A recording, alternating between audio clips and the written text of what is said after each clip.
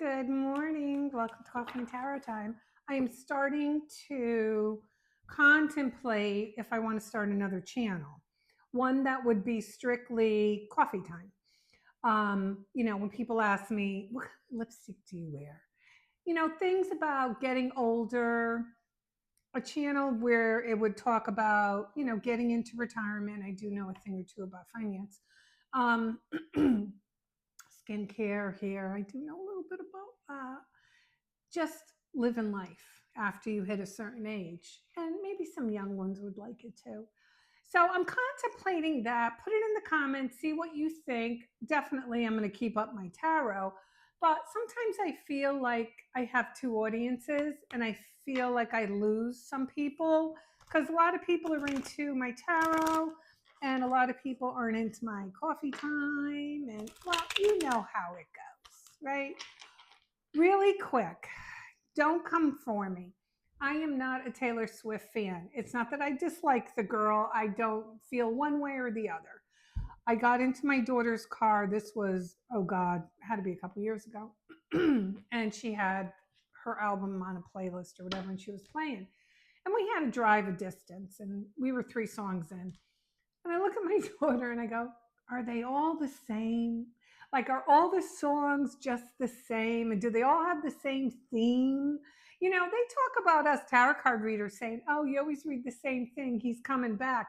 Well, Taylor Swift, you same thing. We broke up. And I mean, it's got to get old. But her new album, I guess, is getting some heat because I guess she talks about the anatomy of her fiance. And I don't know much about the girl. I really don't. So my comments are very minimal. But what I've seen about her, what I have seen is she seems to be a little bit on the immature side. She's 36, 37. You know, they say she's a good businesswoman.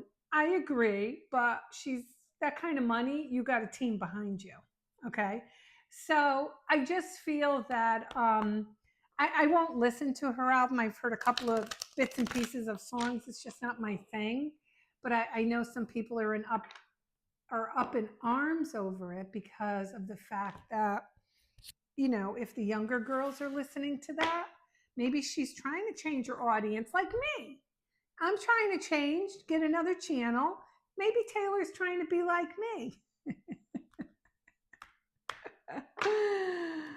I got to give the girl, hey, it served her. All those breakups and writing about it, it served her. But we could grow too. We're people, we grow. We have other little gifts. So, but anyway, put in the comments what you think. Not about Taylor. I could care too. Whatever's about that. Put it in about me getting another channel. Okay, we've shuffled. What do we have? Usually right now people click off if they're not into tarot. Lately I feel like I'm losing my voice.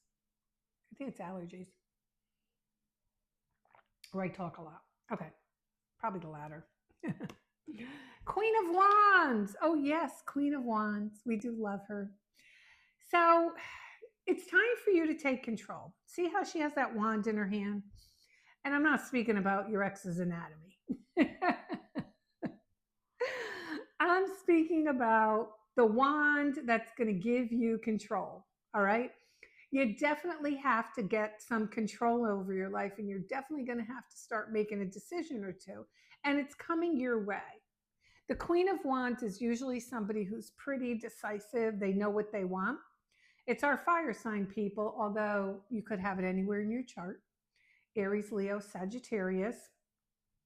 It kind of tells you that, you're at a point now where you're about to kind of glow up, you know, you're at a stage where it's time to kind of let go of restrictions because with the Ace of Wands, you are headed towards a really great journey.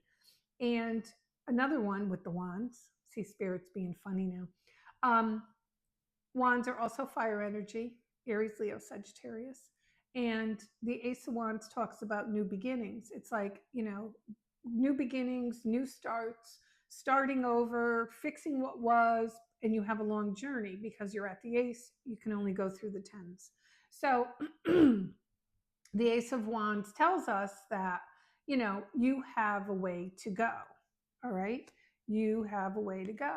Because I think for a lot of you, um, you have been tied to a situation that just hasn't worked. And you're getting to a point where you're saying, you know what? This situation doesn't work with me handling it like this. So I'm going to come along and I'm going to handle it like this and I'm going to see what happens. And with that mindset, you get progress. Okay. You get progress, you get whatever else you're kind of looking for. And the devil card, which is the card of Capricorn, it kind of tells us that we've been tied to something for so long just because we've been tied to something for so long, if that makes sense. So, in other words, you have to remember even the craziest of situations, if you've been doing them for a long, long time, then they're normal to you. Okay. If you've been in a disruptive relationship where you're back and forth, back and forth, back and forth, then that becomes your norm. And it really takes a lot of strength on your part for you to kind of break away from it, and just like walk away. But sometimes when we're in this kind of like craziness, until we get some perspective, we can't see it for what it is. So I was talking with someone the other night and I was explaining to them, it was a young girl who had a breakup. And I said, space is good for people. Okay. Because even though you are not with the person you've broken up with or a friend or whatever the situation is, the relationship is still growing. Okay. So I said to her, I said, if I take a tarot card and go like this, I can't read it. It's too close. Can't read it. But as it gets further and further away, I can read it. That's called perspective. And that happens. A lot of you need some space sometimes so you can understand a situation a little bit better. Get away from, the chaotic emotions that are always connected with these type of relationships and realize that sometimes you got to invoke a part of you that maybe you didn't even know existed.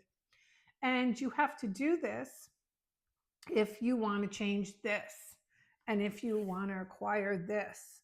So, one more.